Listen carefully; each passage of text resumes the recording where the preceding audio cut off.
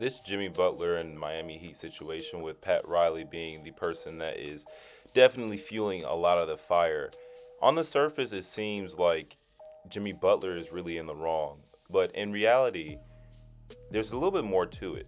Now, on the surface, there is you have basically, if I'm going to keep it a buck with you, it's just two assholes just not getting their way.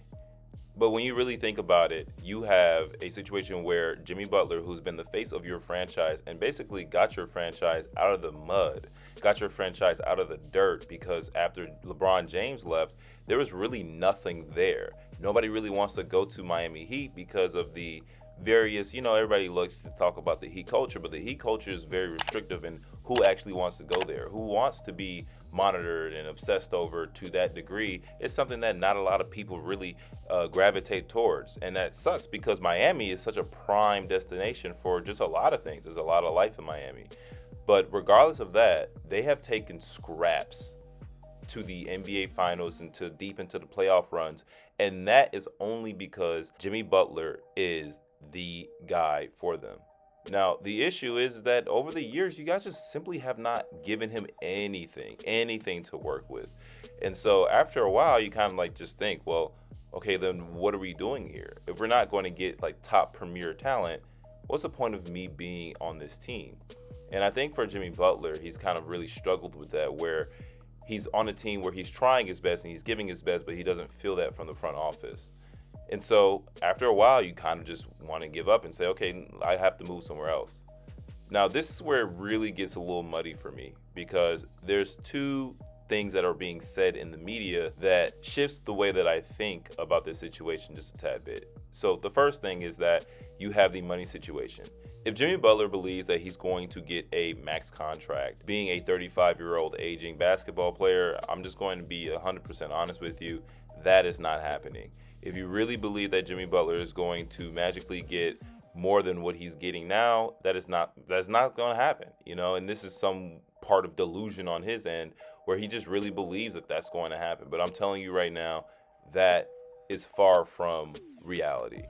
But if you're going to have a conversation on whether or not he is annoyed based on the fact that they just aren't able to get talent, and what it seems like, not willing to get talent and just working with the people that has already been there for a while, that's really annoying, especially if you see how other teams like the Milwaukee Bucks has gotten better. Even Detroit has gotten better, or even Celtics, and seeing the gap between those two and how a lot of the times there are the underdog and have to have a Herculean effort for them to even get past the Eastern Conference Finals. But like I said, this is between two people who are just generally assholes.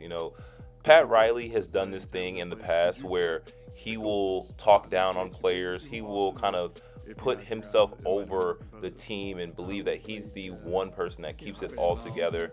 And at this point, it's just really just the old man is just being an old man and not allowing for the next generation or the next generation for the front office to kind of like take hold. And he's abiding by a lot of rules that has worked in the past, but we are in the new age of basketball. And like I said before, not many people is wanting to go through that stringent process of trying to just simply make weight every other week. That is just something that not a lot of people want to do. But Pat Riley has done this multiple times to his stars where if he doesn't want to give them something, he drags it out as much as his stars drag it out. Now, a good example is the LeBron James situation where they lost their last year, and he basically said, people don't quit on this team. You quit, you're a bad person. You know what I'm saying? If you're trying to leave this team, you're a quitter. And that if LeBron James tries to quit or tries to leave, we're going to deem him as a negative person or a negative light. And that's just simply not true. That Miami Heat definitely could have continued on, but you could also make the argument that it's kind of ran its course. But just because you want to leave doesn't mean that you're a quitter. He already won 2 championships for a franchise that really hasn't won anything ever before him, if I'm not mistaken. And so trying to demean him and put him in a negative light just is not a graceful or gracious thing that you should have for a person who has given your organization so much. And then you also have the Dwayne Wade situation where Dwayne Wade basically wanted something similar, just basically a safety blanket so that he can end his career as a Miami Heat. And look what Pat Riley did to him. He shipped him off. He said, no, Dwayne Wade, we're just not going to pay you. And Dwayne Wade eventually gone to the Cavaliers, and the Cavaliers did not work out. And then he went to the Bulls, and the Bulls did not work out. And then Pat Riley said, get your ass back here. Okay? And we see this tug and pull with Pat Riley where you're simply just not respecting the autonomy of your own players. And Jimmy Butler, who has been historically known to kind of overstay his welcome at many different teams, except for the Chicago Bulls. So, sometimes we wish we want him back. But he has overstayed his welcome on many teams, whether it be Philadelphia or the Timberwolves. And so we always see like these antics, these high-level antics that he likes to do, where you just say, okay, maybe he's a little bit too much immature for a lot of these teams. And maybe this is just who he is. This is every time he doesn't get what he wants, he acts a fool. But I think this situation is a lot different. I think that there is more leeway to Jimmy Butler being upset with the fact that the Heat has just simply not got a lot for him and has simply underperformed.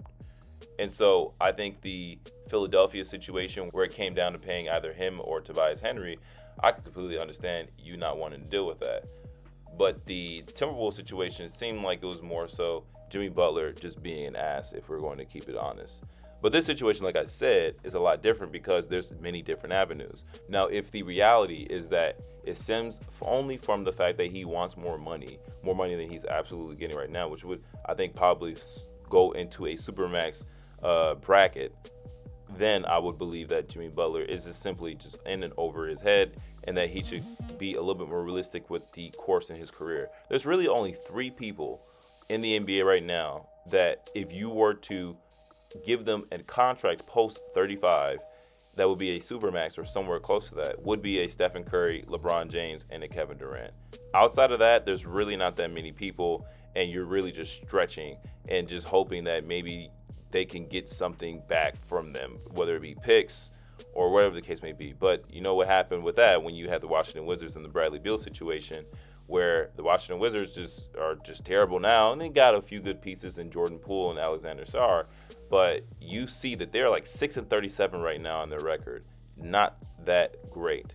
And so they didn't really get much for trading away Bradley Beal, and for that franchise is probably going to be trash regardless. But we kind of expect more from the Miami Heat because of the more recent success that they've gotten, not only just from LeBron James, Dwayne Wade, but also from Jimmy Butler. And so this whole situation is really, really muddy. We don't really know what is the issue, and it could be a combination of all those things. But I truly do believe that if a player requests to be traded, like make a public request to be traded, that you should not play that player. You should, one, save that player because he has assets. Of course, this is not always going to work for every player, but for those players that can offer a trade request, they're probably doing that because they have a little bit of some type of sway, a little bit some type of motion, if we're going to be honest. And so if you have a player of that magnitude, that's a Jimmy Butler, an all-star caliber level player, then you should stop playing that guy and just avoid any other antics that will devalue his trade value. Because right now, a lot of teams are looking at the circus show that is Miami Heat, and they're saying, well, why should we pick this guy up? It seems like every time something doesn't go his way, he acts out. And then he's also 35 years old. So how many years does he really have left in his career? And this season has been pretty much a wash for him. So we don't even have something that's more recent that we can kind of gleam off of and say, okay, we can hang tight to this because this is the type of player he is now. And so that's why this whole Pat Riley situation of continuing to try to play him and, of course, Jimmy Butler skipping practices, skipping team planes, everything is just a disaster and it's just a mess. And this stems from, of course, top down, but there are 2 parties involved where I feel like 2 parties involved are just simply not being professional. And I'm the type of person where I've seen in the past and in present right now that teams aren't always given the same standards of professionalism that they are supposed to deem until their players. And so there are times where teams literally trade players during the game. And you expect those players to stay professional? Absolutely not. So when you have a person who's doing the same exact thing that a team would typically do and not keeping it professional and being a little bit petty, you kind of see how ugly it can get. It truly can get really, really ugly. But at the end of the day, everybody loses. Jimmy Butler loses because his trade value continues to go down. The Miami Heat loses because they can't seem to trade him, or the willingness to trade him is not really there. Now, for Jimmy Butler, I don't know what team he will go to that will honestly make sense in my opinion. I've seen trade rumors with the Phoenix Suns. He can go to the Phoenix Suns in exchange for Bradley Beal. In my honest opinion, that would be terrible. The Suns don't need another shooting guard. That's the exact reason why they are in the situation they're in right now, is because they have basically, functionally, 3 shooting guards, where you have Devin Booker and Kevin Durant, and then you have Bradley Beal. But even if you were to take out Bradley Beal and take in Jimmy Butler's not that great off ball.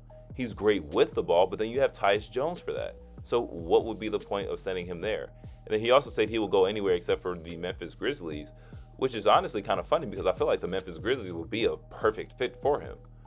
So it doesn't really make sense what's going to happen for his career. But at the end of the day, everybody loses. The fans loses, the team loses, Jimmy Butler loses, and Pat Riley loses. And for somebody who's given the Miami Heat so much post LeBron, it's actually kind of sad to see that they treat him this way. And a lot of players, they're paying attention. They're paying attention to how players are treated towards the end of their careers at a certain franchise. And that is why it's going to be really difficult for Pat Riley to rebound off of this, because this will be remembered as this is what's going to happen to you if you go to the Miami Heat organization.